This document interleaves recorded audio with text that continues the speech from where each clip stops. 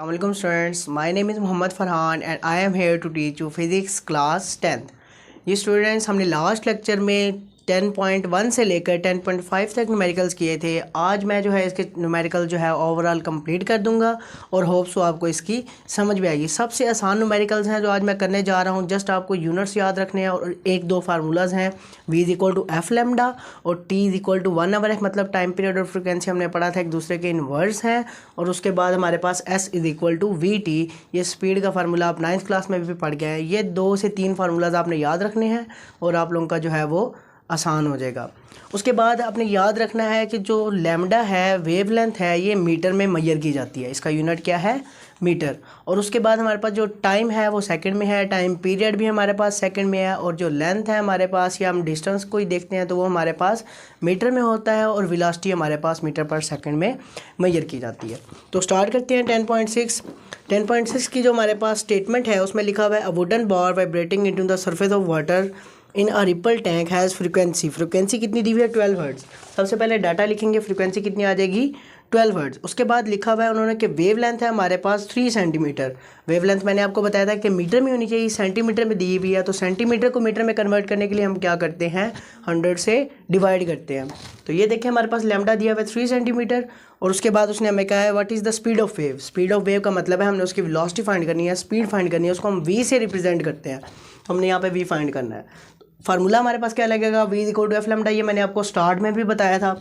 तो आ जाते हैं ज़रा इधर हमने सोल्यूशन की तरफ। सबसे पहले हमने इसको सेंटीमीटर से मीटर में कन्वर्ट करने के लिए 100 से डिवाइड किया। 100 से डिवाइड करने के बाद ये 0.03 मीटर आंसर दे रहा है, ठीक है। उसके बाद हम फार्मूला लगाएंगे v equal to f lambda.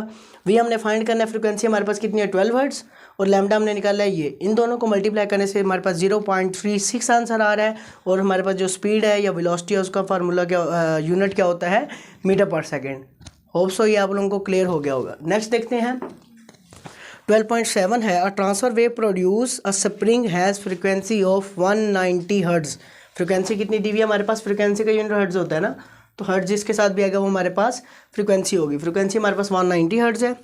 उसके बाद वो हमारे पास कह रहा है कि जो इसकी लेंथ है स्प्रिंग की वो कितनी दी हुई है? 90 मीटर। स्प्रिंग की लेंथ हमारे पास है 90 मीटर। और व्हाट इज़ द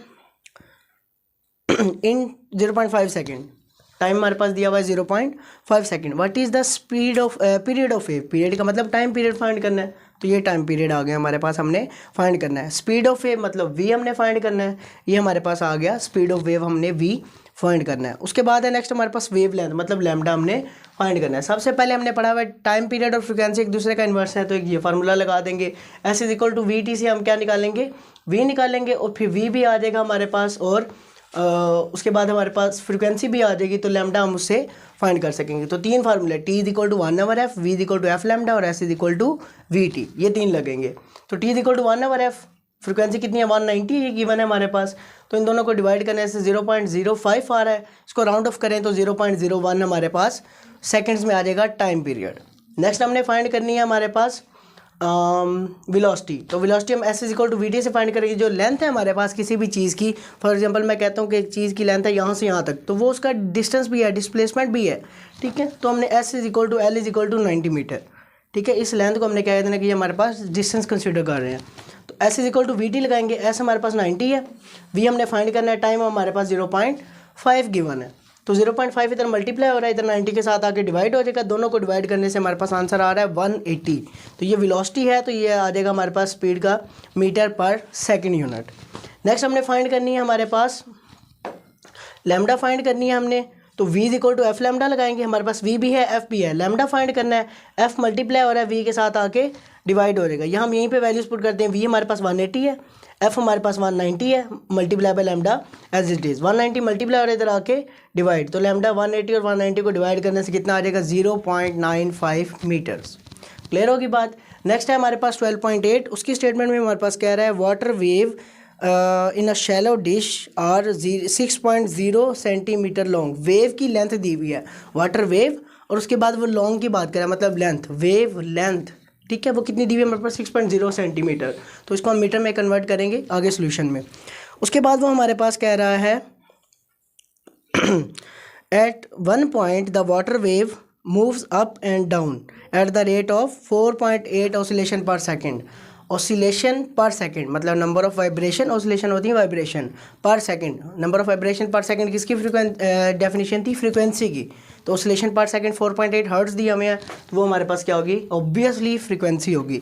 और यहाँ पे जिसके साथ भी हर्ट्ज आ जाए या ऑसिलेशन पर सेकंड आ जाए वो हमारे पास क्या है? फ्रीक्वेंसी है। तो फ्रीक्वेंसी दी है हमारे पास 4.8 हर्ट्ज। हमने फाइंड क्या करना है इसमें से? स्पीड ऑफ वेव मतलब वेलोसिटी v फाइंड करनी है और टाइम पीरियड t फाइंड करना है। तो v equal to f lambda एक फार्मूला लगा, टाइम पीरियड का t इक्वल टू 1/f। सबसे पहले लगाते हैं v equal to f lambda. Lambda को हमने कन्वर्ट करना है सेंटीमीटर से, मीटर में 100 से डिवाइड करेंगे तो हमारे पास 0.06 मीटर देगा। उसके बाद v equal to f lambda put करेंगे, v फाइंड करना है, f हमारे पास 4.8 है और लैम्डा हमारे पास ये, दोनों को मल्टीप्लाई करने से 0.29 मीटर पर सेकेंड हमारे पास स्पीड ऑफ वेव आ जाएगी। नेक्स्ट है हमारे पास टाइम पीरियड हमने फाइंड करना है, तो वो फ्रीक्वेंसी का इन्वर्स होता है 1/f, 1 डिवाइडेड बाय f की वैल्यू पुट की, ये दी हुई है हमारे पास गिवन में, तो उसका आंसर आ जाएगा 0.21 seconds.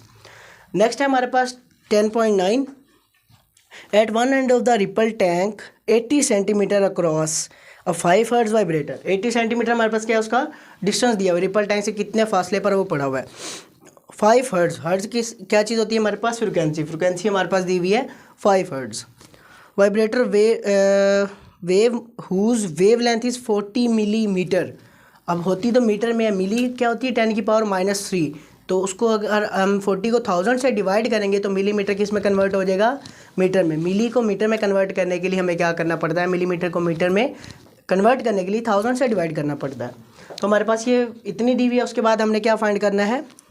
Find the time wave need to cross the tank.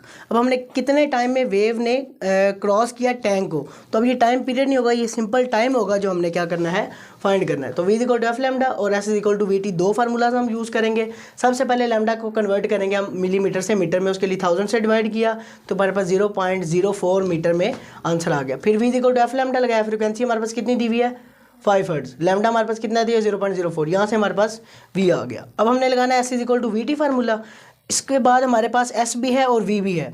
s हमारे पास गिवन है और v भी हमारे पास गिवन है। टाइम हमने फाइंड करना है तो t इधर ही रहेगा, v उधर जाके s के साथ मल्टीप्लाई हो रहा है, इधर आके डिवाइड हो जाएगा। s over v is equal to t। तो s की वैल्यू 0.80 है, ये हमने फाइंड की है, सेंटीमीटर से मीटर में कन्वर्ट की है। उसके बाद हमारे पास जो वेलोसिटी है 0.2 आई थी, इन दोनों को डिवाइड करने से हमारे पास आंसर क्या आ जाएगा? 4 सेकेंड। नेक्स्ट हमारे पास लास्ट न्यूमेरिकल है। A wave length of a radio wave transmitted by FM station is 90 megahertz. Mega होता है 10 की पावर 6, तो 90 मल्टीप्लाई बाय 10 की पावर 6 हमारे पास हर्ट्ज में क्या दी हुई है? फ्रीक्वेंसी दी हुई है। उसके बाद हमारे पास वो कह रहा है कि स्पीड ऑफ रेडियो वेव कितनी है? 3 multiply by 10 raise to power 8। तो स्पीड मतलब कि वेलोसिटी दी हुई है हमारे पास 3 multiply by 10 raise to power 8, और वो हमारे पास क्या कह रहा है? हमने फाइंड क्या करना है? वेव लेंथ फाइंड करनी है, वो उसने स्टार्ट में ही हमारे पास बता दिया। तो वही v equal to f lambda, simple formula लगाएंगे। लैम्डा फाइंड करना है तो f मल्टीप्लाई होता जाके v से डिवाइड हो जाएगा।